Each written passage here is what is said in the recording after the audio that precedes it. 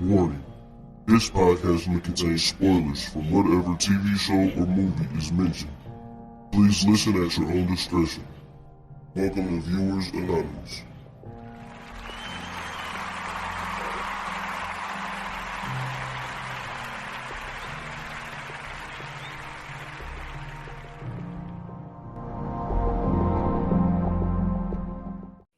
That don't make sense. Just if it say record on the thing, bro, just hit record. Goodness gracious. Welcome to another episode of the Viewers Anonymous podcast. I am Scoots Bronson. And I am S. Foster. That's right. And we are here to give you reviews and takes on the movies and television shows that you love to love and love to hate. I think that was a good one. I like that. All right, cool. So what's going on with you, man? Can't call it, man. Another day of podding, another day of waking up. So, man, that always means it's a good day, man. Getting ready for a little vacay. Gonna be stepping out of the state for a little bit at the end of the week. So, ready for that, man. But how you feeling, man? On your 31st, well, 34th. I don't know why I said 31st, 34th birthday. I mean, I took yesterday. 31st. I'll never take 31st. I said it again. No, I'm saying, you didn't. I'm saying I would take 31st, but man, everything is good, man. I don't feel no different. You know what I'm saying? It's I ain't gonna say it's just another day because it's definitely not. But I don't feel no different, man. It's 34, I guess. We'll see how it pan out for the rest of the time being until 35. But you know what I'm saying? It was a good day. Got to hang out with my mom and my kids all day, so that was a fun time. Yeah, you know what I'm saying? We're gonna do something special today, later on today at least. And shit, that was it, man. That's what's up, man. Oh, I did a new thing, bro. This year, you know what I'm saying? I did not, well, I ain't gonna say I didn't, but usually, you know what I'm saying, I go out and drink with my boys and all that. I didn't really do that this year, man. I mean, I had a few drinks, but it was like at the end of the day. Mm-hmm. You know what I'm saying? But it wasn't nothing too crazy. But yeah, this year, bro, I decided, not to do nothing like that for my birthday. I just, you know what I'm saying, I wanted to kick it and chill, man. I'm trying to turn over a new leaf in life. Hey, ain't nothing wrong with that, man. That all come with, you know what I'm saying, the older you get, I mean, you're always supposed to grow. Life is full of growth, mature, you know what I'm saying? So, man, I can't even tell you. I mean, honestly, man, I just finally really, really started, like, kind of acknowledging my birthday, man. I think that when I hit, like, 30, I think when I hit 35, it was more like, shit, like, you know what I'm saying, I'm 35 years old, you know what I mean? So it's kind of like, because and I mentioned this before because some people tend to think that I'm weird, but it's just like I didn't grow up with birthday parties. You know what I mean? Like I've only remember I only had like one birthday party. You know what I'm saying? And I think when I turned 6 or 7. So it was just like, and then like people always told me my birthday was so close to Christmas, so nobody never celebrated it. So nobody did, so I didn't. So it always became just another day. And then it was like I hit 35, and it's like, shit, man, like I'm really 35 years old. So it's like maybe I need to start, because like Charlamagne always say, age is a blessing. Yeah, you know what I'm saying? So it's kind of like, I acknowledged it when I was 35, hit 36, and now I'm 37. It's just like, I'm 3 years away from 40. So, that's a blessing to still be able to be here. And so, yeah, man, I'm starting to take my birthdays a little bit more serious, but I never really like hung out with friends and stuff. Like I never I can remember 2 times. One time with my ex-wife, she had took me to Atlanta for one of my birthdays. Yeah. I think when I was like 31 or 32. And it might have been my 30th, now that I think about it. And then my girl now, she took me to Gatlinburg for my 36th birthday. And like those was like the only 2 times like I really like celebrated, my birthday. So I'm gonna try to, well, I mean, it ain't really on me if you think about it. Unless I get like my dad, listen, my dad throws his own birthday parties. Like I had to get on him though. Because see, this is the thing though. See, my dad used to hang around all of these, just dudes that ain't got no money. And like my dad, he always called himself the mayor of Grill, right? Because, because he's like the most popular, like out of his little clique or whatever. And so he would sit there and throw his own birthday party. He'll buy all the beer, he'll buy all the stuff for it. And I'm like, Dad, they supposed to be doing that for you. Like, you don't supposed to do that for them. I'm gonna tell you though, that's a great idea because you cannot complain about your party after that because everything is on you.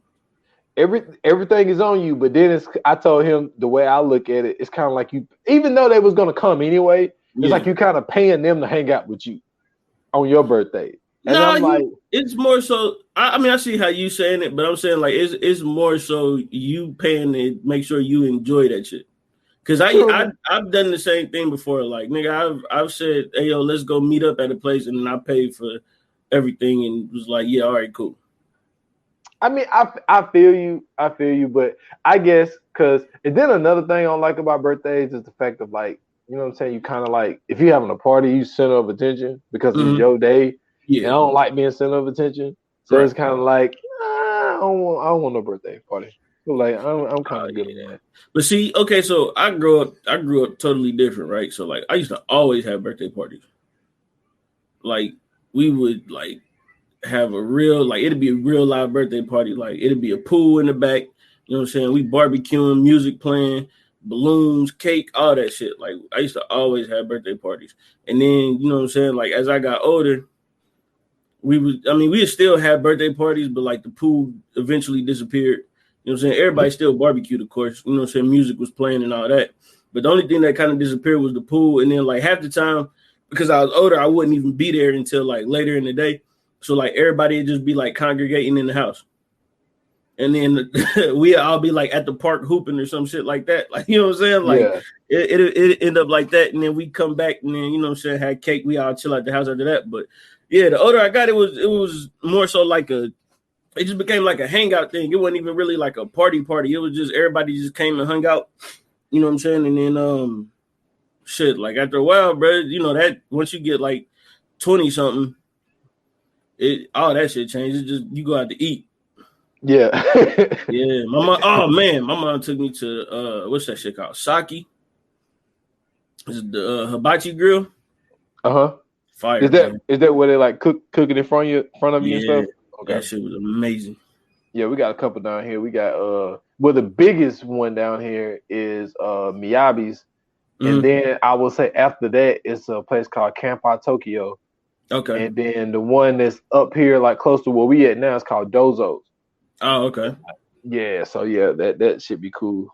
And like then we got like to see it. Yeah, that you know what I'm saying? It was me, my sister, my mom, and then my sons, we all went and shit. And then we got the real cook this time too. Like, cause the first time I went with my little cousin in Cincinnati. We went to the one he always go to with his girl.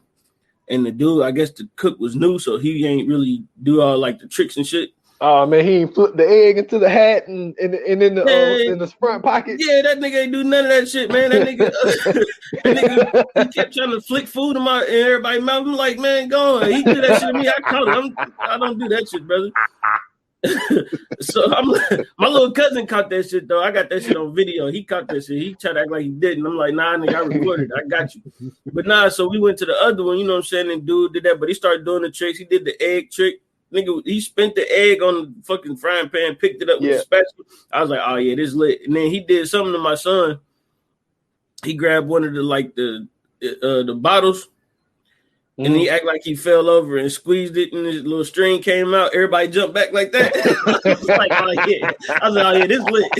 I was like, this is it. This is the one. That was the best birthday dinner I ever been to, but that shit was fire, bro. That shit was all right.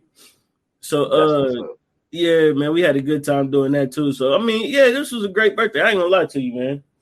You know what I'm saying? It ended up being an all right little birthday, man. I got to kick it with my family and shit, so I really ain't got no complaints. That's what's up, man. Glad you had a great time. Hell yeah, man. So let's get into this. What we watching, bro? Yes, sir. What we watching?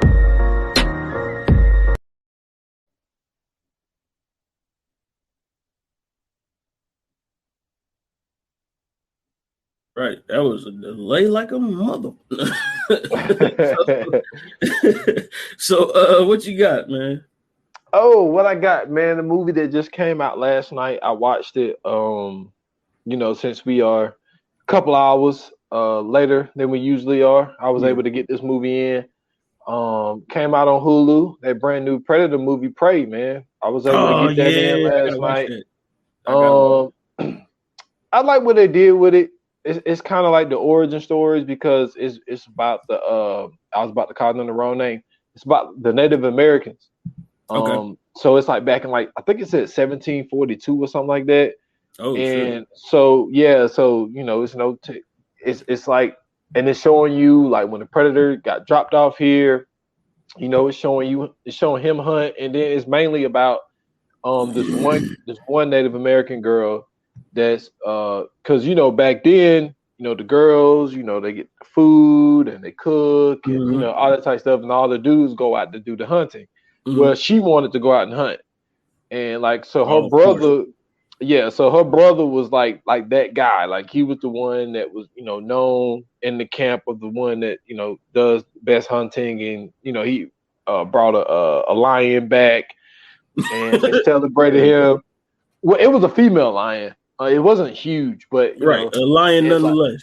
Yeah, but she tried to do it and she ended up, falling and hitting her head, and he had to carry her back and all that type of shit. But anyway, so it's showing you the Predator. The graphics is, even though the graphics was pretty good for the one that came out in the 80s, but I the him being invisible part, the graphics is insane. It looks really, really good. It's showing you him and a bear getting into it. The bear had him for a minute, and then he took over.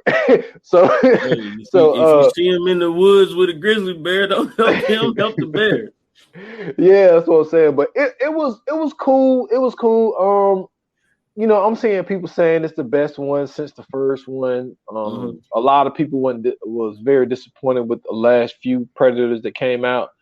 But I mean, it wasn't a great movie. Yeah, but I mean, it was good. I would still have people, if you into the franchise, what I'm saying, I would say go ahead and watch it because it's not a bad movie.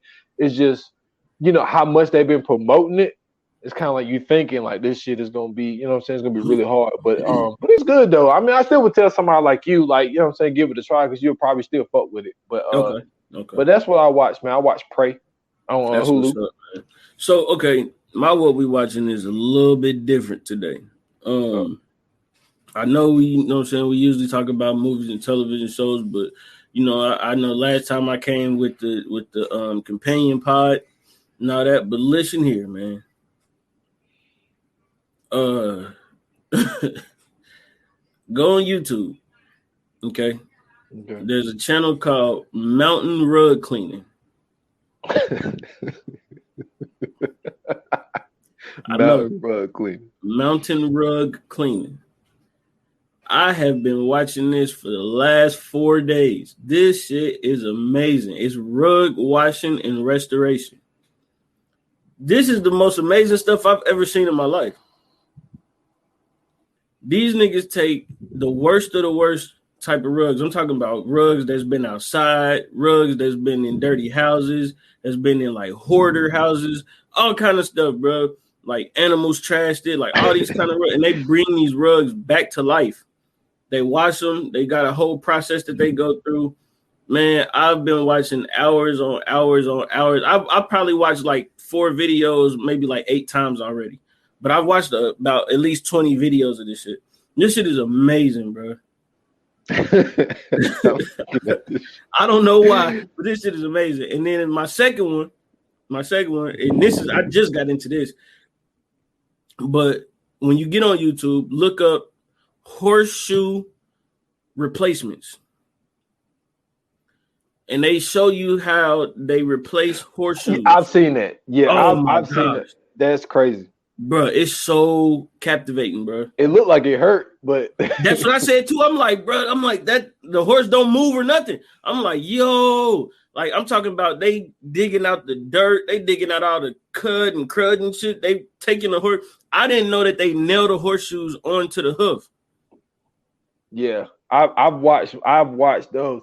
Like the thing about social media is it'll get you caught up in like a lot of shit. Yeah, because like you'll watch that, and then like the next video it'll show you like a sheep getting like a haircut, And they show you that machine that they use to cut their hair and like to cut the horses.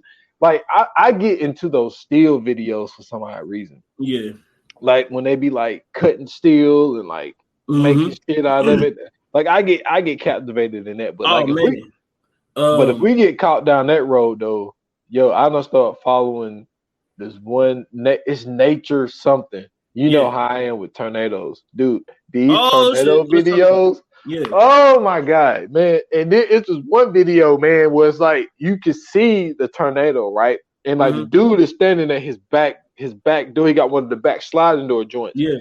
And like he has a white fence, and you see the tornado, and the tornado's getting closer and closer. Then it rips up his fence, and you can hear him say, "Oh shit! Oh shit!"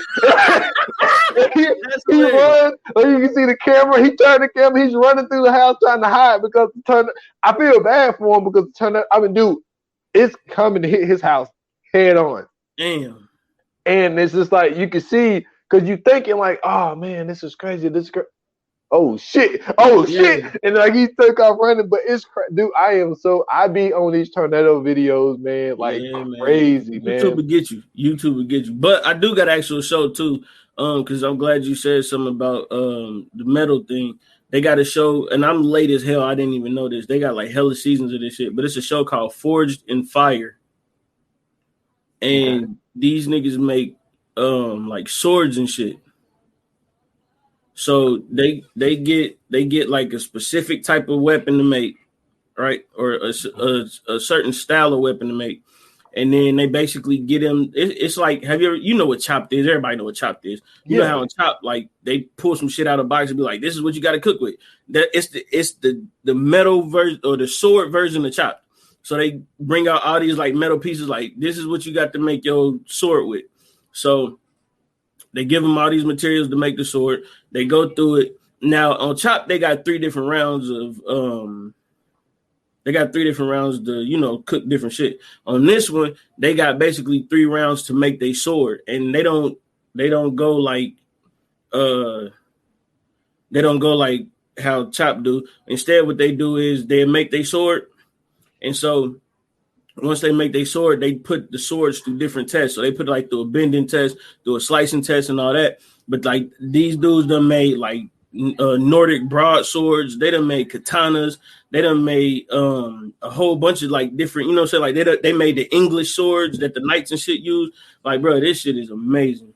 Me and my son was sitting there watching that shit, bro. We went through about like 2-3 seasons. That's how good that show is. It's called Forged in Fire. You can find it on like Netflix, Hulu. It's a bunch of different places. I don't know what the original station for it was, but you can find it on like Netflix or like Hulu or something like that. But it's a dope show. Man, I feel you, man. But I'm telling you about Instagram, but see, it ain't the stuff that you would think would captivate me. Like I see people. Okay, right. Some people would just be strolling and they be strolling through a whole bunch of bullshit, right? Yeah. Like there's just one. It's called Scary Underwater. Oh yeah. Yo, man, yeah. I'm seeing some fish and shit. Like, dude, it's like I can see why people are so fascinated with, what I'm saying, underwater because I watch anything that got to deal with the ocean. Man, it's some weird looking fish out here, man. And then like I started following this whale thing, and like, yo, man, they be up under there fixing sharks because like sharks will get like stuff stuck in their teeth. Man, they be going down there pulling stuff out of their teeth. Man, I'm like, look, y'all is wilding. I was like, but I'm glad y'all doing it instead of me because it's fascinating to look at. But it's like, watch killer whales or orcas or whatever they call it. Watch that shit when they in the pods. You talking about the most pettiest animal in the world, bro? These motherfuckers, they travel in, like, they call them pods, but they travel in packs and shit, right? So like when they about to kill something, they beat it up first. They jump it first, and then they eat it. So like these niggas be like following, you know what I'm saying, motherfuckers when they be, doing their little travels or whatever. These niggas ran up on some seals. And they swam behind the seals, right? And so at first they're swimming behind them, and then like they branched off to the left. So they branch out to the left, they swim super faster than them, and then they curve back out to the right to like catch them at an angle, like that, like they're about to tackle them. So what they do is they go after the slowest one. So whoever trailing in the back, that's the one that's gonna get caught up. So they catch it, and the way it do it is the first one go and the first one tackle it out of the, you know what I'm saying, like out of the group, and it'll single it out the group. And then the next one that come up behind it, it'll go down and it'll come up and push them out the water. So once it hit the water, another one to come in and tackle it again. And they do that like 6 or 7 times to it. They basically push it up out the water and tackle it as it's coming down, and then they eat it. Yo, it's crazy. That's the craziest. I'm telling you, bro. It's the craziest shit I've ever seen in my life. I was like, wow, bro. Like, yeah, they vicious, bro. It's some dolphins like that too. I forgot what they called, but it's some dolphins like that too. Like, they'll jump you. They don't eat you though. They just jump you. They got gang banging dolphins, bro. No bullshit. They got gang banging dolphins. Like the dolphins, they don't do shit but like whoop on other fish and then just leave off.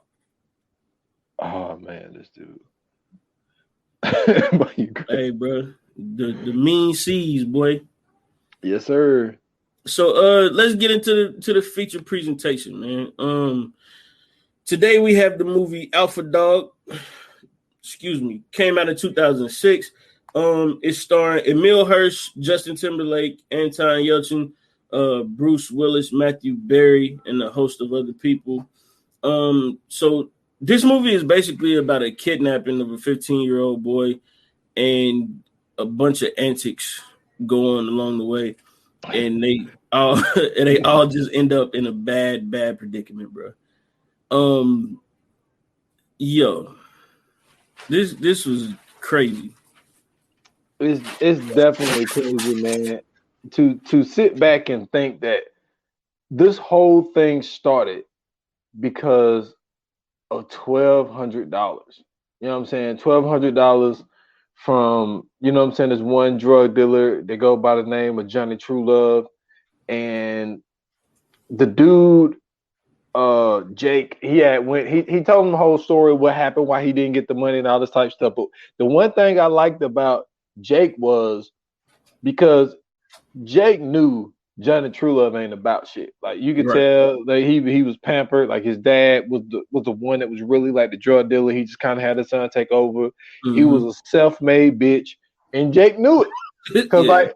He tried to talk slick to him. He was like, hey, look, I ain't one of your friends. You know what I'm saying? You ain't going to talk to me like that. You know what I'm saying? And then he had to jack him up.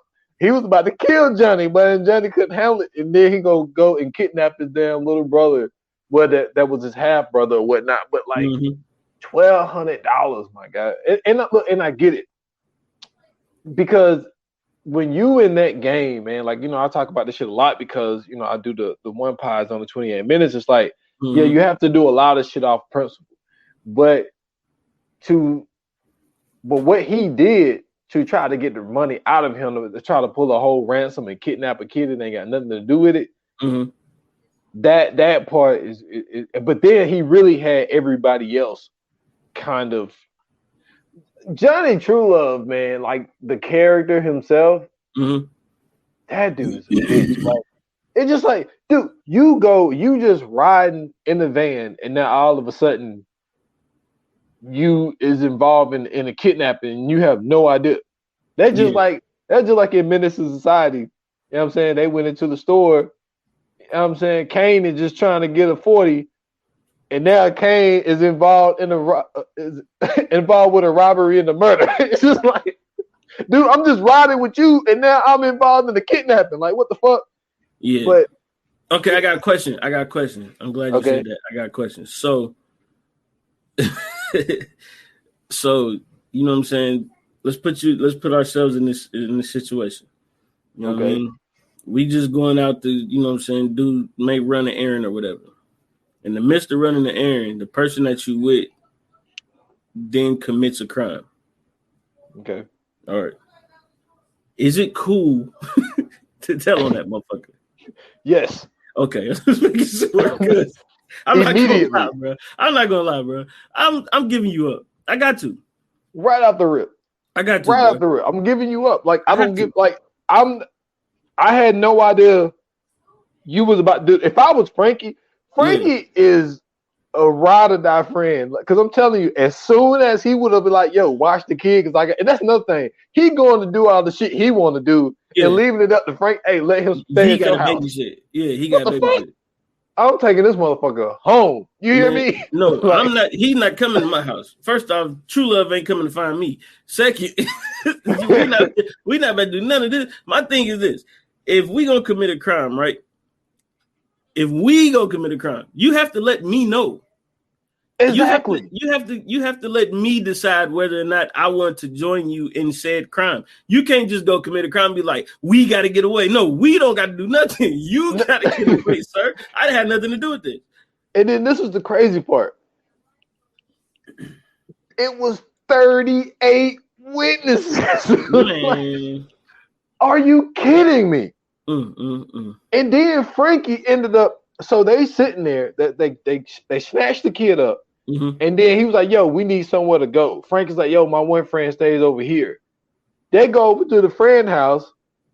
Johnny completely is like, yo, give me a place to go. They take the kid to the bathroom, start taping the kid up.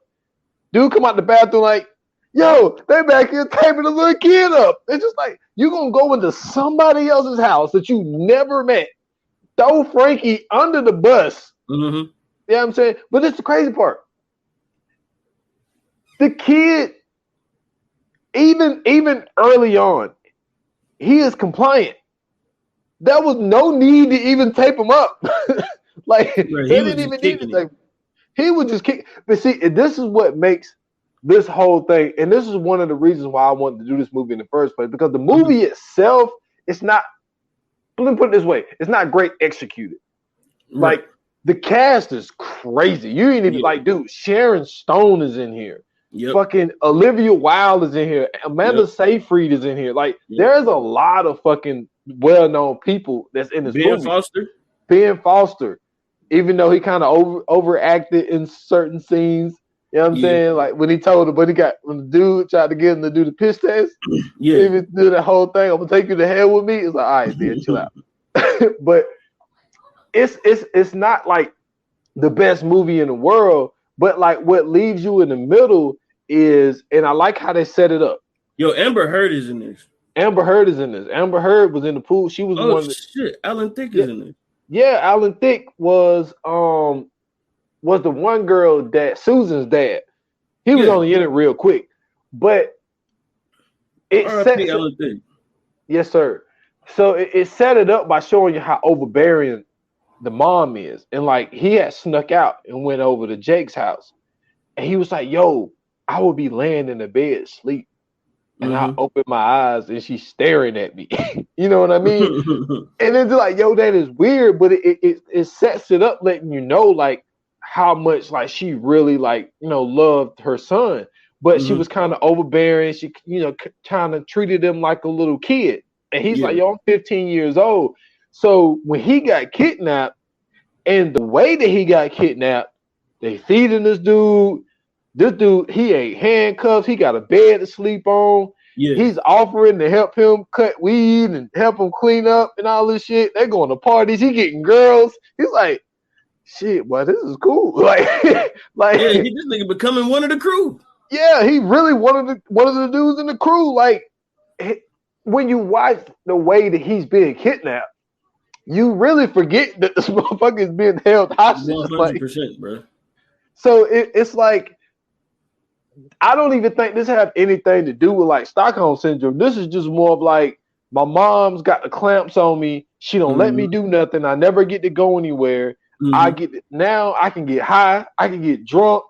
You know what I'm saying? I'm just like really having a good time. But Frankie was so relaxed with it, and he was really thrown. Dude, he got thrown under the bus like something crazy. Because it's like he is the person that really, really have to deal with the kid. And like it shows you at the end, he's like, yo, I like the kid. He was like, man, the kid is cool with all of this. Right. So let me ask you this. Do you think he would have told? No. Hell no. First and foremost, there was nothing for him to tell. He was having fun the whole time. Exactly. If anything, he was kidnapping them. Exactly. This is to me, bro. This is like when this is like kidnapping the abuser's like wife or something. Like he beating the shit out of her and everything else, and then you go kidnap her for ransom, and she like, nah, like just keep me here. Like, yeah, I'm glad you know what I'm saying. I appreciate this. Like, thanks, my boy. Like, you know what I'm saying, bro. This is not no kidnapping. A kidnapping, you're supposed to have them like in dire situations, like in a basement, handcuffed to a pipe or something. This nigga was living life. I mean, he basically was in college. He took them to that I forget what they called that one thing. It was just one thing like where they went down to the main script or whatever, and like everybody was outside. He even took them there, bought them a beer, came out, gave them a beer. What is going on? Like, and then this is the thing. He goes to the store. He goes to the side. He could have left at any time, and he never did. And he was just like, "Yo, I don't want to make it difficult for my brother or whatever, whatnot." But then at the same time, he's kind of looking at it like, "Shit, when my brother give y'all the money and I go back home, shit, can I still come back through and chill?" Yeah, like, man. it's that's what makes it so tough to actually, because this is the thing. There's so many witnesses.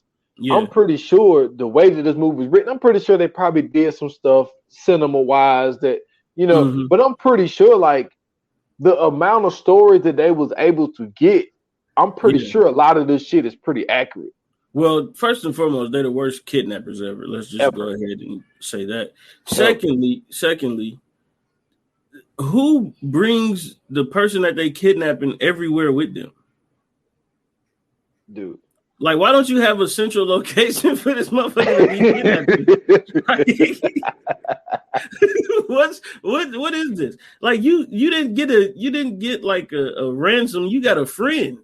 This dude is a part of the gang, bro. This is more like an initiation. Thank you.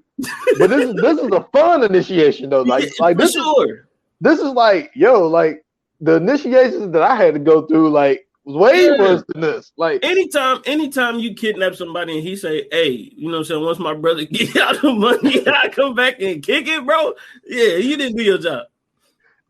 Man, it was so crazy, like going back and like watching it, because like it was like when I first seen it, I was like, yo, this movie's dope. And then it's like now going back and watching it, you know, after seeing a lot of the shit I've seen, you know, some of the acting wasn't as good.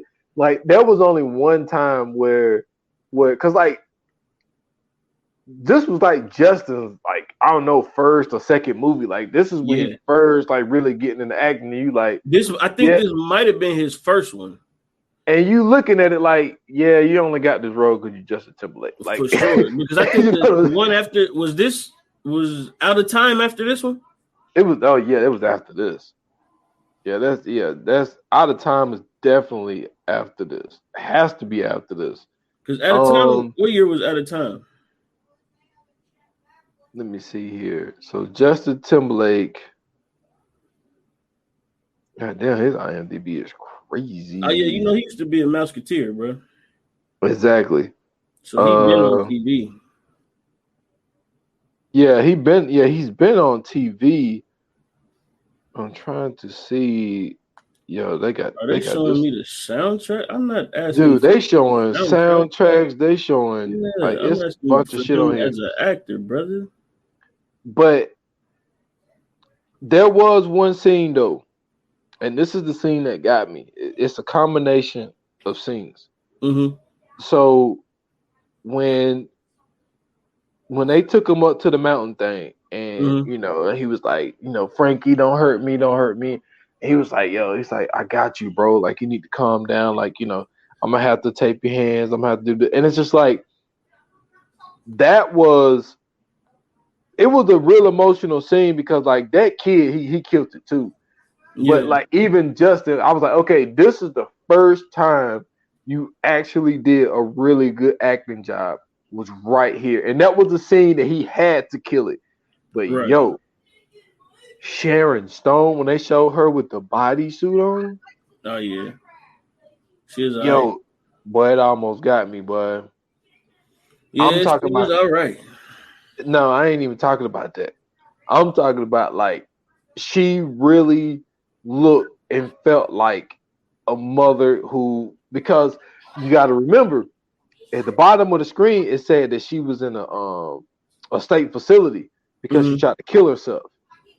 And like even like when she was just talking and she was just like, you know, they say this stuff happened for a reason. He was like, if she was like, if this happened for a reason, you need to come down here and show me the fuck why, you know, and all this little shit. And it was just like, yo, like this is, you know what I mean? Like, I mean, Yeah. now don't get me wrong. Sharon Stone is, you know what I'm saying? She is a phenomenal actress for number one. And a lot of people will look at Sharon Stone and be like, okay, well, you know, she's great looking and this is why she's this is why she's that. But okay, I finally found it. Let me see. Okay, so those are all videos. So this dude, It's dude, he listen. did Black Snake Moan and then he did the Love Yep, Guru. yep. Those all came out in the Yeah, same way year. before Out of Time. So yeah, he And was just he also did Southland Tales in the same mm-hmm, year. mm-hmm. Yep. Yeah. Those was like more so cameos though. Yeah. Even what's the name? Even Black Snake Moan, like he was only in like 4 or 5 scenes. Like he Yeah, wasn't same in it it was the that same much. thing with the Love Guru too. He only did like a quick little stint and then that was it. Yeah, but it was really like one of his first movies, and he did not do a real good acting job. Which But is crazy because like he's done this shit before. yeah, I mean he's been in entertainment since he was like 8 or some shit. Yeah. That's Like this wild. this dude won a beauty pageant that was for girls. Like Hold on, he was what? the only dude. You never seen that? No, Yo, I've there's never a heard it. video. Yo, my man won a pageant. He was the only dude in that bitch. Are you sure? This is a real thing. This is a real thing. He was like 10 or 11 or some shit. I gotta find this because now that you say that, certain stuff is starting to make sense. Like the whole him and Britney situation, that's just starting to make sense now. I get why him and Britney Spears didn't work out. Yeah, because they kind of, I think that was, dude, man, I feel like that was an arranged like marriage type of thing. I think that they wanted Britney and Justin to, they really kind of just really put them together because they made that, like they was the Barbie couple. They was the real Ken and Barbie. I thought Barbie had another name, but I forgot what it was. But like they was like the real thing. And I think that with them being on the, if I'm not mistaken, the Mickey Mouse Club joint, and Christina Aguilera, she was in that Bad Boy as well. But I think that Christina was viewed as the one girl that was like, she had like that bad side. And I think that's why they kind of put him with Britney, because Britney, you know, Britney came out with the "Oops, I Did It Again." You know what I'm saying? Wearing the little school outfit and all that shit. Christina was more of, you know what I'm saying? She's showing ass, and you know what I'm saying? She's on the front of the Rolling Stones cover, butt naked with a guitar in front of her. I know all about that because Yeah, I used to have that Christina on my Aguilera wall. was would have been a great pick. It I would ain't have been gonna a lie, Britney Spears though, because she was the bigger star. You know what I'm saying? And at the time, she was a lot thicker than Christina Aguilera. Like, you know what I mean? That was a good pick too. But you know what I mean? Like that shit going was back. arranged. Oh no, of course it is. They all are. None of that shit is real for real, bro. Like they all picking. You know what I'm saying? They all get their publishers together and figure out how that shit gonna work. I'm saying like like down the line, Yeah. like yeah, Christina Aguilera. What's the one shit they do in the NFL where they go back and do redraft and all that shit? Like if you do the redraft on that, Christina Aguilera should have been the number one pick. Yeah, she definitely should have been the number one Yeah. pick. But oh man, I had just thought of something. And you threw me off with the number one pick joint.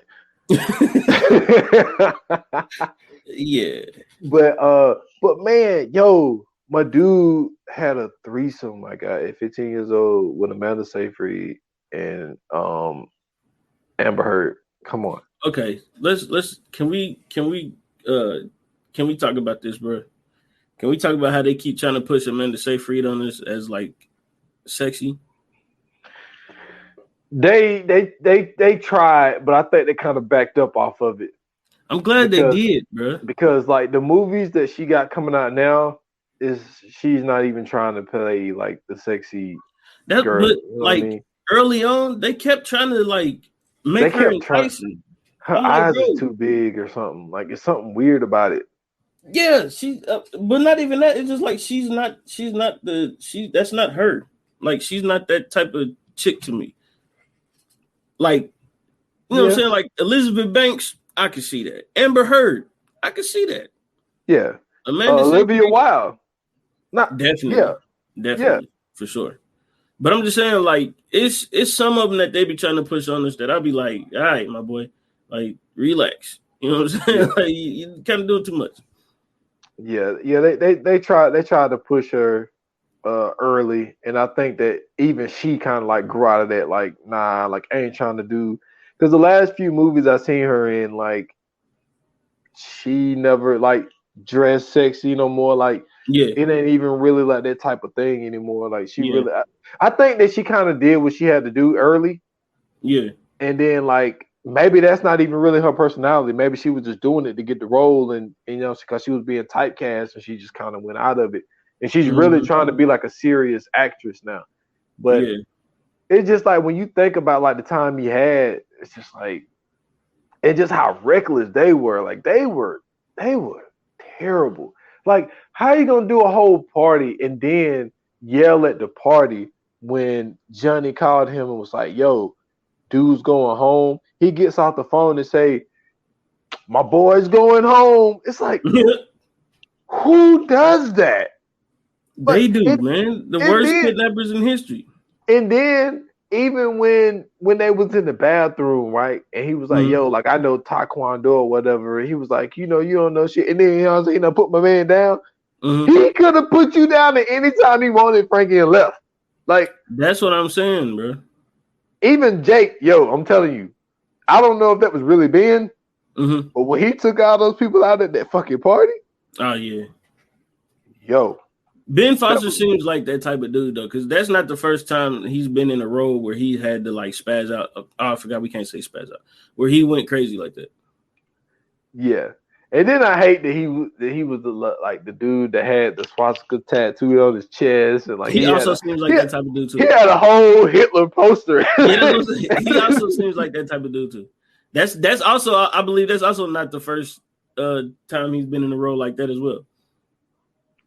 Yeah, but then also like you got somebody like and I remember like it's two people that people was like, yo, you play that role a little bit too good. Rappaport playing Remy and Higher Learning, and Edward Norton playing on that character in America. Oh yeah.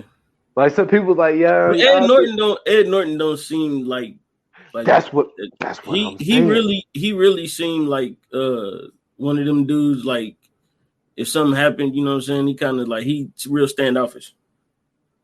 Yeah, and it's just, but I see what you're saying because Ben can give you those little bit of vibes. You know who else is like that?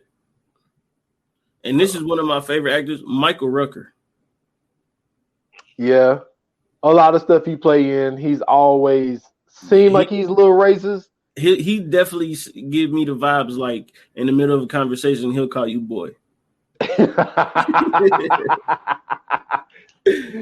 Oh man, you stupid. For sure.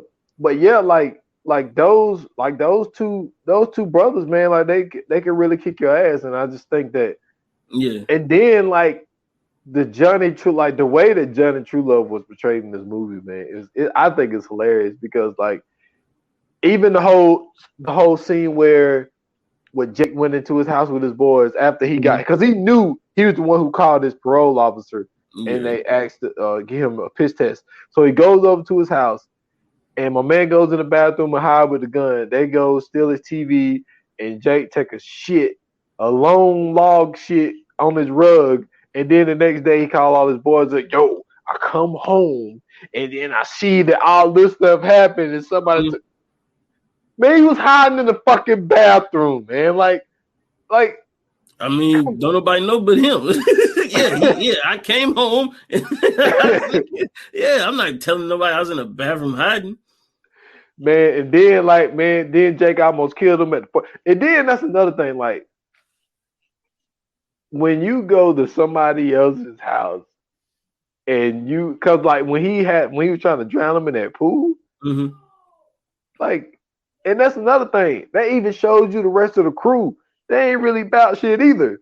Because it's like if we in a situation, we a crew, and either me or you has got our head in the fucking pool and somebody drowning us, I expect for some shit to be done to this motherfucker. Like when I get 100%. No, not when I get. Yo, you see this nigga drowning me? Help me. What are you talking about?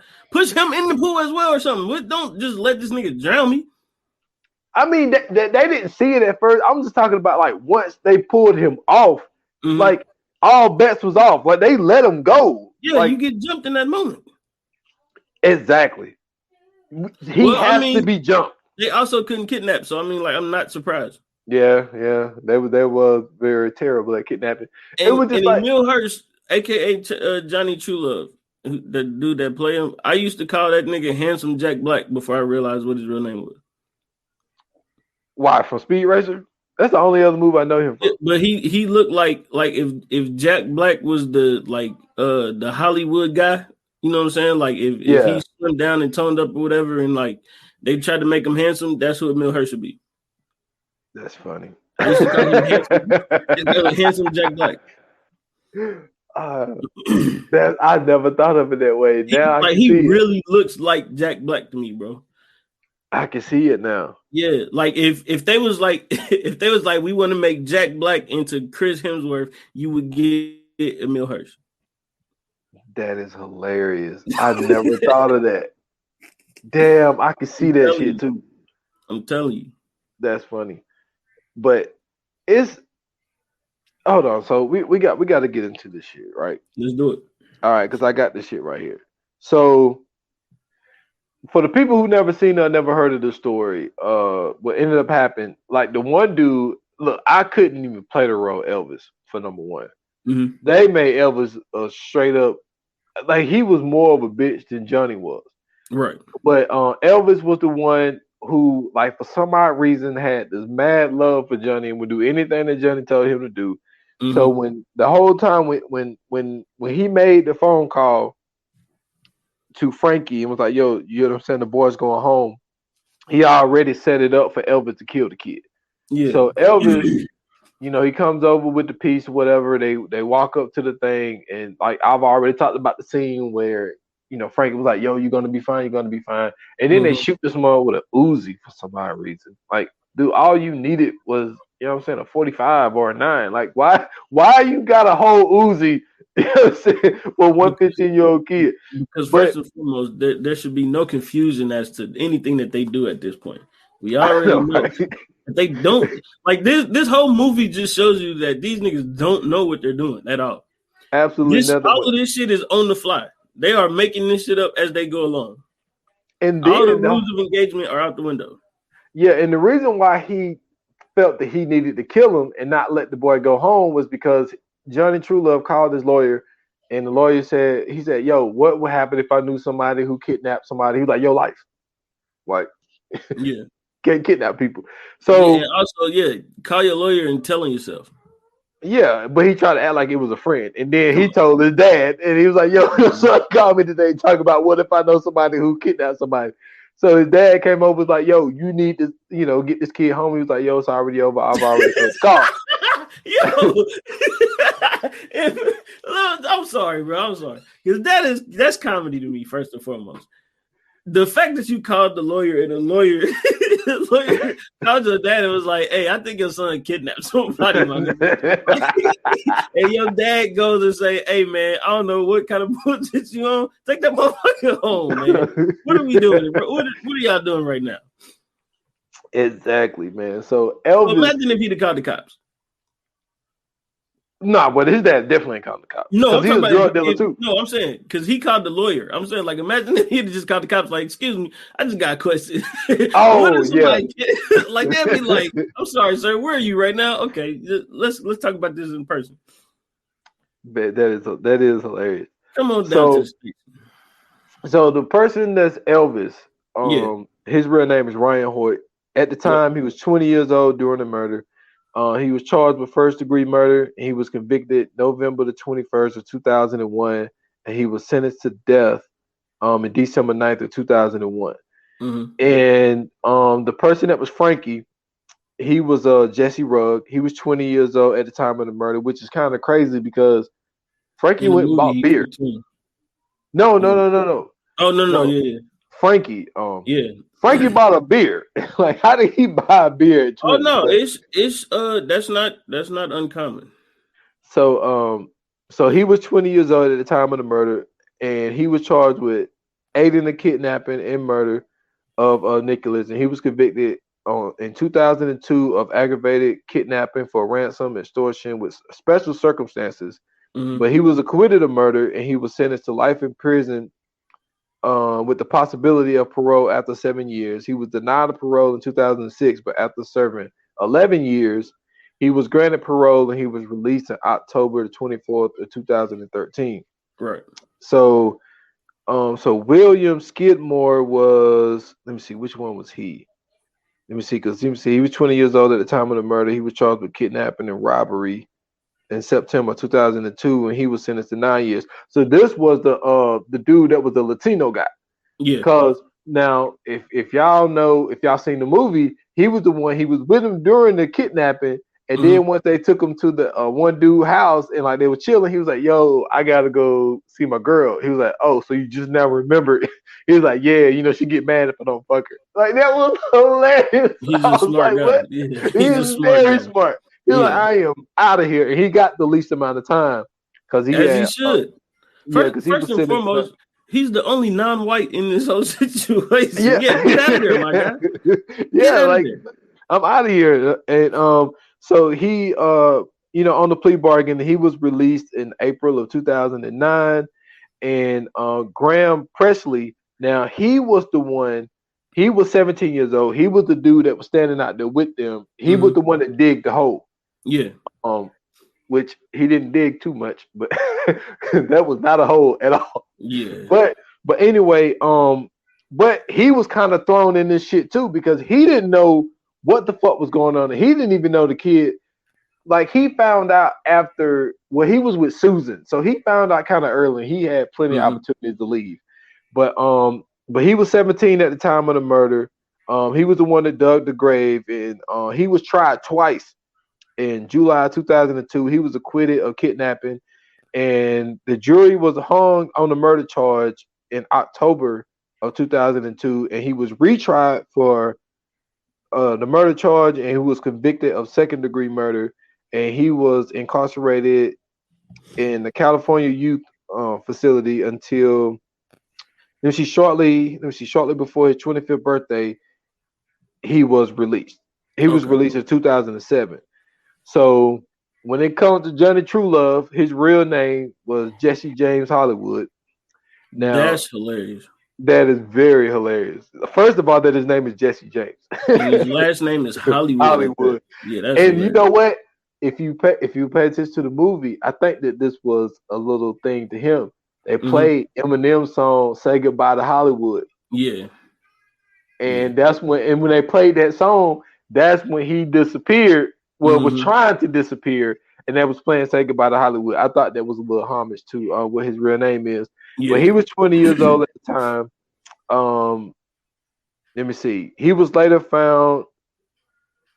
You know, he was the one who ordered the murder, and let me see. He immediately ran, and he was arrested in Brazil, and he was on the FBI most wanted list for 5 years. And in 2009, he was convicted of kidnapping and first-degree murder. He was sentenced to life in prison without the possibility of parole. Right. And the Marwitzki family, they was awarded $1 $11.2 million in a civil lawsuit to the kidnappers. So, yeah, this is one of those situations where it's like when someone get killed by the police and it's just like they do the whole thing and they give you money and it's like, I think that for this situation, the way that the mother was, I don't think she gave a damn about the 11.2 million. Like I don't know. Well, the way that they portrayed her, and then to know that she really did try to kill herself, it's kind of like, yeah, it's great to have $11.2 million, but then at the same time, like, put it this way, like and this is not me being judgment because like I don't know these people at all. Right, I'm just saying off the film. I'm pretty sure the father was like, yeah, this sucks. I hate that I lost my son. I could do a lot with 11.2 million. But the way they portrayed the mother, like, I think she was like, yeah, I'd rather have my son than have this damn. No, 100%. Yeah, you always rather have your kid. But I'm saying, like, hypothetically, hypothetically, shit changed when you get $11 million. Yeah. You could a lot of people could come out of depression for $11 million. I didn't know that. I'm just saying. You can change some shit with $11 million. Like your mood could instantly change. If a nigga gave you $1 million right now, you could be mad at the world. If a motherfucker came past like, hey man, you know what I'm saying? You look mad, here's $1 million. You gonna change the shit up. I don't care what situation is going on in that moment. You gonna change up a little bit. You know what I'm saying? I see what you're saying. You gonna at least smirk. But I mean, that's a lot. That's a lot of money, yo. Yeah, bruh. I'm just saying. That could change some shit. And then it's just like, I wonder, like, would the family even able to even pay that money? I mean, now Frankie's dad looked like he had a successful job. He had a nice ass crib. It seemed like his family probably had money, but I don't think Eva's family had any damn money. Well, the real guy, what was his real name? Ryan Hoyt. I don't think his family had no money. He owed. The reason why True Love had him fucking going around cleaning up dog shit and had him cleaning the house because he owed him money. He was like, yo, when do you get paid? He was like, I get paid Friday. He was like, well, how much you getting paid? He was like, I don't know. It depends on how many hours I work. So it didn't seem like his family really had money. But it seemed like Frankie family had money. Obviously, True Love's family had money. Because I don't know if you're talking to me because you're on mute. But I think that I'm my fault. I was like, I don't know if you on the phone or what, but no, I was saying yeah, like when you was talking, I was going yeah, but I didn't know I was on mute. My fault. But yeah, I think that they was able to get a good bit of that money because I think two of the people that was involved, their family had money. But it's just like, I think that especially when it came to the 17-year-old kid that dug the hole and all that shit, he could have definitely, like, when they showed the scene when they was at Frankie house, because this is another thing. So True Love tell Frankie, yo, watch over the kid. So Frankie's like, yo, I gotta run and go do something. I need you to stay here and watch the kid. He's like, what you mean watch the kid? And he was like, watch him, make sure you don't go nowhere and no phones. It's like, fuck you mean like no phones? Like what's going on? Right. And he told them that they was holding him for ransom or whatever, whatnot. And then he told Susan. Susan right off the rip is like, yo, this is wrong. She was like, and she kind of overacted too. Like, it was just like, I don't mean overreaction. I mean overacted. Like the actress herself. It's like, yo, like I was about to say the S word. We can't say that no more. But she was freaking out. And she had a right to freak out, but like, yo, this is crazy and this is wrong. Like, and she told the kid, like, yo, you can leave if you want. You could go home right now. He was like, nah, I'm good. I'm chilling or whatever, whatnot. But even she could have told earlier, because she tried to tell her mom. I'm lying, my bad. She did try to tell her mom. Mom flipped out on her because she was like, yo, it's me and your dad anniversary, and I'm trying to, you know what I'm saying, lick his balls. Get it in. Yeah. Telling me some shit I'm not trying to hear right now. Yeah. So Susan actually tried, but like, if Yo, I I'm just realized what you said, bro. that, I'm sorry. That should just register. That's crazy.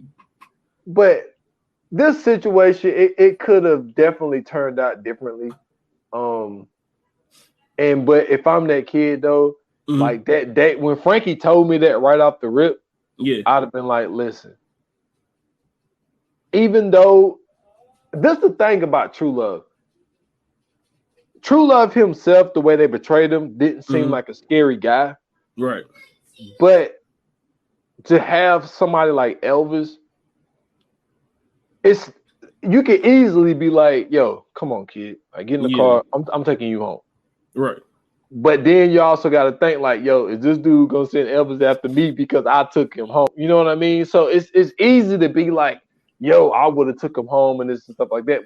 But hindsight being 2020, I would have took those odds because now, even though he ended up spending 8 years in jail because for 17, 25. So, but I mean, and then first of all, I wouldn't have dug no hole. You can kiss my ass. You can Man, I'd have left them niggas a long time ago, bro. Once we was at parties and this nigga's drinking and enjoying himself, this is no longer a kidnapping. And I think that's the way they looked at it because even Frankie was like, yo, like the kid is having a great time. Like we didn't fucking like, dude, I honestly feel like I asked you this question earlier and I never really answered it, but at the same time, like I feel the way you feel when I asked you if he would have told. I think that because they came up with a good story, they was like, yo, you could definitely say you was with a girl. You know what I'm saying? You could prove it. Like, y'all want to take some DNA down here? Because I smashed. You know what I'm saying? Like, I smashed 2 chicks. Yeah. So he could have. I honestly believe that if they would have really took him home, I think he would have held down the fort. Man, I don't think that the police. If they would have took him home, right? First and foremost, he'd have been like, "Yeah, I was out with my friends." Yeah, that's basically all he'd have said. Yeah, he would have told the police, like, listen, like, yeah, y'all come. I'm sorry that we wasted y'all time. He was like, I just had to get away from my parents for a while. I wanted to blow some steam. You know, I hung out with some friends. Yep. And I mean, when you're 15, you're gonna be quick to tell them, you know what I'm saying? I got it in. Like, you know what I'm saying? Like, this nigga had the time of his life at 15 years old. Everything would have been cool. They didn't have to kill him. They could have just really, for real, they could have took this nigga to a gas station like, yo, we about to go get some burritos. And he could have went in there and they could have just left him. Yeah. And let him find his way home. Yeah, he could have just walked home and just be like, look, I just had to. Because then she told the cops, like, yo, we got into an argument because he was out with his brother and he got high and he got drunk. Yeah. So he had the perfect alibi. Like, me and Moms, we just got into an argument. Yeah. I left. I went to hang out with some friends for a couple of days. And then I came back. And if they would have been like, yo, there's a kidnapping going on because your brother owed a drug dealer money, and be like, look, I don't know nothing about that. That's it. I ain't know anything about my brother, any drug dealers or anything. I don't know nothing about that. Like, all I know is me and my parents, we got into it. And I'm like, yo, they getting on my nerves, so I'm leaving. I spent a night with some friends, a couple of nights, and I just came back home. Because they wouldn't have gave him, because he's in this situation, quote unquote, the victim. So they wouldn't have gave him a lie detector test or anything like that. They would have just told the parents, like, hey, next time, just I don't think they probably would have, if anything, they probably would have questioned him and then let him go. Yeah, and I don't even think it would have been like an interrogation. It would have been like, okay, so you and your parents had a fight and you went and hang out with some friends. Next time, call your parents and tell them that you're good. That's all it would have been. That's all it would have been. Now, Jake wouldn't have let it go. Jake, because Johnny called him and was like, why? He was like, yo, he said, no matter where you go, I'm gonna find you. Hey, I tell you what they should have did, right? And this is just my weird twisted brain. What they should have did was they should have called them and said, "Yo, we holding this nigga for ransom." But then they should have let him call back a day later, like, "Hey, mom, I'm just out with my friends," and they should have kept doing that. They'd have got their money. Yeah, I see what you're saying. I see what you're saying there. Can you imagine a nigga kidnapping one of your people, right? And he keep calling you like, "Yo, if you don't give us the money, you'll never see him again." But then he keep calling you like, "Nah, everything good." Yo, you'd be so fucking confused. You'd be like, "Hold on, wait a minute. I don't know what is going on, but to leave me the fuck alone, take this money." Man, that's crazy. But to to close it out, man. But to really think like, yo, $1,200, like that's it. That's all it was. This kid. Now he had the time of his life, but you could have easily found the easier way to get $1,200. Exactly. Yeah. But I think it was more of a respect thing because of how you know what I'm saying, Jake tried to kill him and then you know what I'm saying, robbed his house and took a shit in his carpet. He was just like, yo, like I gotta do something.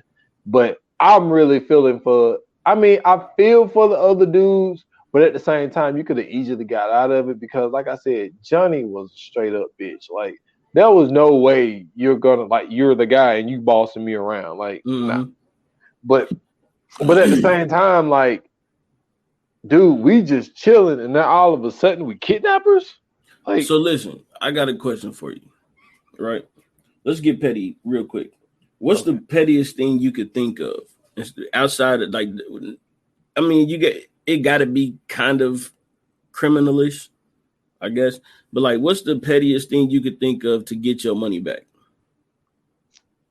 Outside of kidnapping, no kidnapping like that. Just something you could do that you would think would be like, oh yeah, if I keep doing this nigga definitely gonna give me my money back. Shit, man. I don't know. I mean, they went to his house and vandalized his fucking window, but that's all they fucking did. I mean, steal a car, but then even stealing that car, how they gonna drive around and get your money? So it's kind of like they kind of need a way to. Yeah, you can steal that car and for sure. Take it to the chop shop. Yeah. I mean, or something. I mean, really something like that. I mean, to go straight to kidnapping is crazy. Is wild. And I tell you what I do. This is what I would have did. I would have just spray painted the driver's side windshield.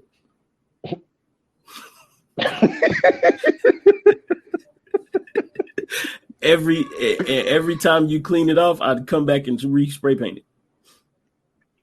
You stupid. But I wouldn't do it in the obvious. I wouldn't do it like in obvious situations. I'll wait till like if you go to a bar, I'll wait till you go to the bar. While you in the bar, I go spray paint that motherfucker. I'll wait till you in like certain situations where I know you need to be able to see the drive. Shit like that. That's the type of shit I'll be on. Like, yo, you got okay. Don't worry about it. You have to drive that shit like Ace Ventura. Facts. Facts. I'm telling you. Like, cause to me, bro, that's the or like I spray paint your side mirrors. Now what you gonna do? How you gonna back up? Shit, how you gonna change lanes? Exactly. You feel me? Like that's the type to me, man. That's the type of shit. Like that's what real, true criminals have to start doing. You gotta start getting creative. Cause like it ain't.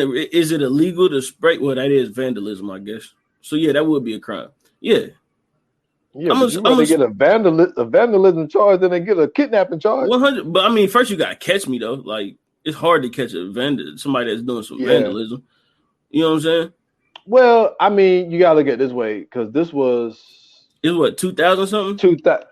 What was it? Hold on. I'm definitely spray painting your windshield. It was 2000. Oh yeah, August 19,000. It ain't that many cameras around. Yeah, like 2000 was a different time. Yeah, I'm not kidnapping. No, fuck that kidnapping shit. Yeah, I'm just gonna spray paint the shit out of your car every time. You gonna spend more money than just giving me my money back. Yeah, definitely. So, but yeah, man, we are ready for the Flames. Let's do this, man. Let's do this. Yoga fire, yoga flame.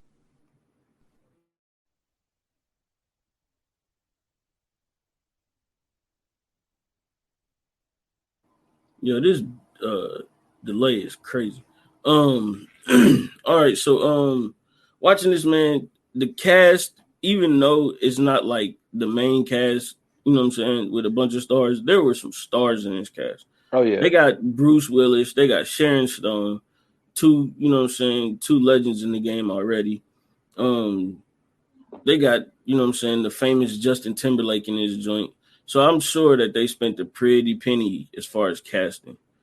It was a dope movie though, just to be able to, you know, see how something like that can go terribly wrong, and how when you don't know what you're doing for real, especially with something like this, how fucking the snowball effect of this shit can get super, super crazy. I enjoyed the movie. It was a few points in there where you got a good chuckle out of it, which I always appreciate, especially with a movie as serious as this. I'm going 3.5. cool. I ain't mad at it. Damn, this thing was released a day after my birthday in 2007. That's crazy.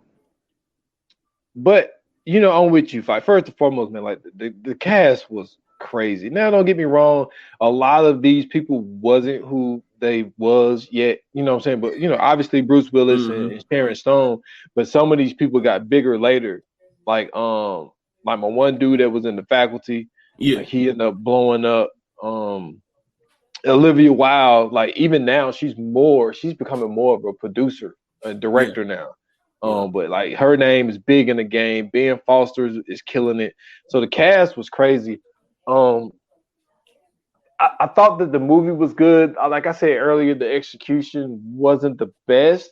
But like you said, you get a good bit of chuckles in there because there are some funny parts throughout the movie. Yeah. But man, we right on point though. Man, I'm giving it a 3.5.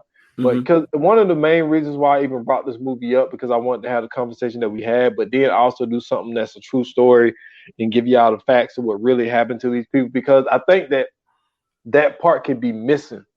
It's the fact that like you entertained by a movie, but you got to realize like this is based on a true story. This is a true kidnapping with a kid by the account. And another reason I wanted to do this is because like so many witnesses. So I feel like a lot of this shit that's being told is like, I'm pretty sure it's pretty accurate. I know they probably doctored some shit for the movie, but you know, but then just to think about like being like, just think about if you the two girls that, you know what I'm saying, let them smash, and then it's like, damn, I just smashed that dude and they killed him the same day. Like, I'm sure, like I'm sure they didn't remember that nigga. Fuck out of here. They remember. Bro, you randomly just smashed this dude, bro. I'm sure that was like. And then the next day he's in the paper. Yeah, but I'm saying that's like a reoccurring thing for them. Well, I mean, I know. Of course, they remember. I'm saying just like it. They didn't feel it. I don't think they felt the type of way about it. If you just randomly out here smashing niggas with just that was kidnapped, and you know he was kidnapped. Like, come on, bro. What are we doing? Yeah, that's wild. That's wild. But yeah, man. But we on the same page, man. Give it 3.5. For sure. All right, man. Let's get into the coming soon. Coming soon.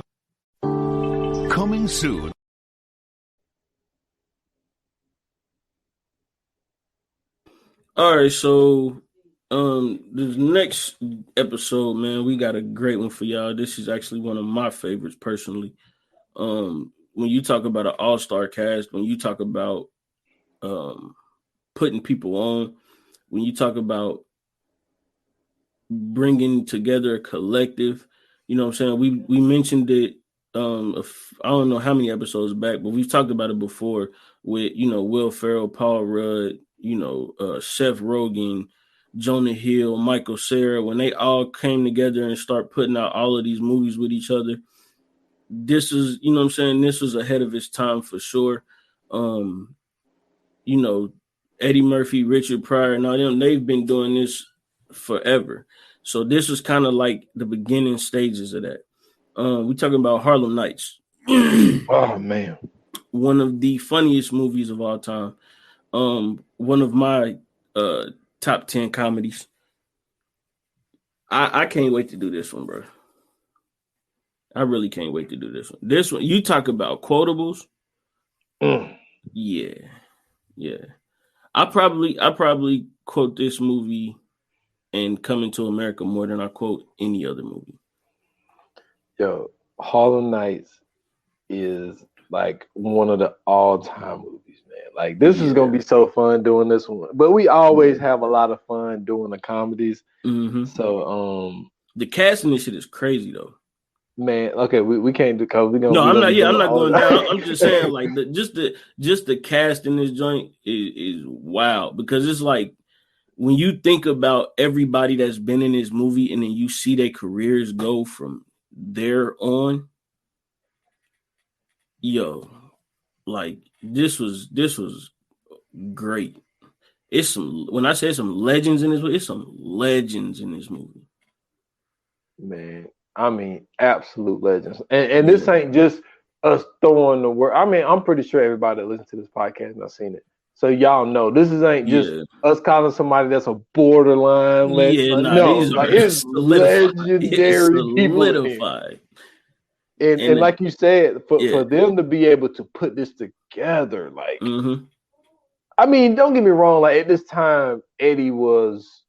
You know what I'm saying? Because Harlem Nights came out with like 90? 89, I believe. 89. So he's already did Beverly Hills Cop. Hold on, let me make sure. No. He done the one with Nick Nolte. 48 Hours. 48 Hours is done.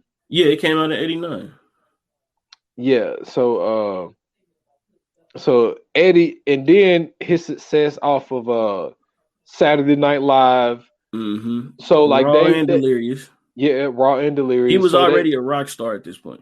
Yeah, like they knew, like, all right, like we know that this is a great decision to do for our career at this time. And what I really love about it though, it's a passing of the torch for real. Because we forget, you know what I'm saying, Richard Pryor was, you know what I'm saying, was the man as well. So this was like Richard Pryor saying, hey, you know what I'm saying, you up next, kid. Yeah, and look, I was off the cuff and I was right. So 48 Hours in 82, Trading Places in 83, Beverly Hills Cop in 84, Golden Child in 86, Beverly Hills Cop 2 in 87, Coming to America in 88. So they knew, like, this is, like you said, the passing of the torch. Like, we know this guy. Yeah. Like, so I'm pretty sure it was easy to make that phone call to Richard Pryor, Red Fox, and you know what I'm saying, bro, Red Fox, bro. Listen, that's that was an easy phone call. That's my second all-time favorite comedian, bro. Yeah, it's gonna be fun doing this movie, man. Definitely. Yeah. Yo, if y'all ain't never, real quick though, if y'all ain't never ever heard Red Fox do stand up, go on your Spotify's, go on your Apples, go on your whatever streaming service you got, your YouTubes, whatever. Just go listen to that nigga do stand up, bro. Like one of the greats for sure. I get killed for people. I mean, I get killed by people when they find out who my actual number one is, though. But man, we'll talk about that. Yeah. I'm gonna get killed in that episode. I already know. I'm going to get murdered, bro. Oh my goodness. That's funny. This is crazy, bro. I don't know if I want to. No, I'm gonna go for it. Y'all don't hate me after this. Just know that he's very unsavory. So yeah, man. Listen, thank you guys for tuning in. Thank you guys for listening. Greatly appreciate it. Next episode, if you are on Spotify, and listening to this, you will be able to see video. We are going to start posting up the videos. So we're working behind the scenes to get that ready. So, you know what I'm saying, just keep an eye out. If you want to, you know what I'm saying, watch that thing, you can definitely watch it. So it'll be on Spotify, available for you to watch. And then eventually we'll get it out to other places. But until then, man, you know what I'm saying, you could always listen to us, of course. And, you know, we're going to do what we do like we always do. But if you guys like this, if you guys hated this, if you guys want to chime in, or if you just want to give us a suggestion, you can always let us know on our social pages. We're on Instagram and Twitter at ViewAnonPod. It's all one word. Make sure you follow us as well. And then you can find us on the Facebook group, VA Pod Watch Group. Make sure you check us out on there too. You know, excuse me, you can leave all your suggestions and everything else. You could, you know, talk about the episode or whatever. It's all there for you to do, for you to be a part of, you know what I'm saying, Viewers Anonymous.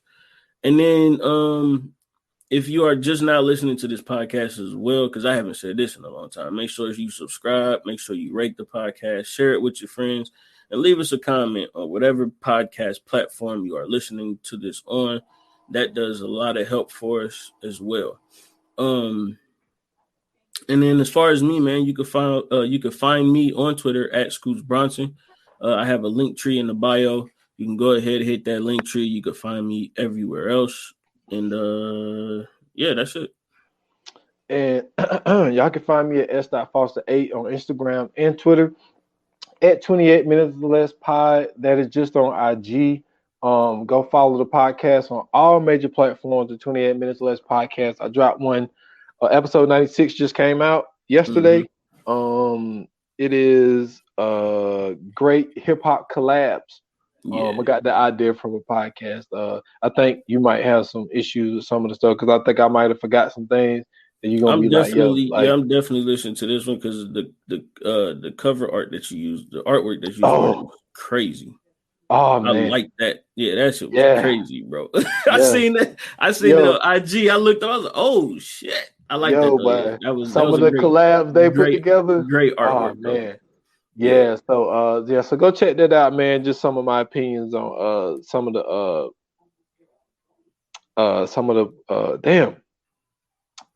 best hip hop collabs, man, that came out. So I wish I could have been able, if it wasn't the whole music thing, I wish I could have, played like some snippets. Yeah. But it's just like fire. Yeah, but they real protective over this music thing, which they should be because a lot of people getting fucked out here.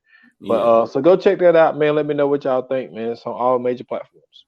100%. And I gotta give you credit, bro, because you got a great which to me this is probably one of the most underrated things in podcasting though. But you make some great cover art. Man, appreciate that, man. That's a very underrated skill that you have, bro. And I don't think a lot of people get like the credit because to me, that's one of the things that like pulls people in the podcast sometimes, especially if they haven't like heard it and they just straight going off the audio experience, like, you know what I'm saying, like how we do. Mm-hmm. That's very, very underrated in this industry. Man, appreciate that, man. I had Tyrone that I had on the podcast. Like he said, that's one of the things that he liked was like the cover art stuff that I be using. Yeah. So I mean, I think about it, man. Like I like even doing it, because even on the pod, like you're here, like them, like there's a couple of collabs that they did together that are timeless. Mm-hmm. You know what I'm saying? So I was like, it's only right to take like these people and to put them, like for them to be on the front of like, this is what you need to see. Mm-hmm. So yeah, man. So I appreciate that, man. No doubt, man. So yeah, man. Once again, thank you guys for listening. Thank you guys for tuning in. Your support is greatly appreciated. We will see you on the next episode. But until then, make sure you listening in. Make sure you go to the back catalog, all that good stuff. We got a lot of episodes out there for you to listen to. So make sure, you know what I'm saying, you catch up if you missed a few, or if you just want to go back and re-listen to some of your favorites, feel free to always do that. It's always there for you. And until then, man, like they say in Hollywood, that's a wrap. Cut.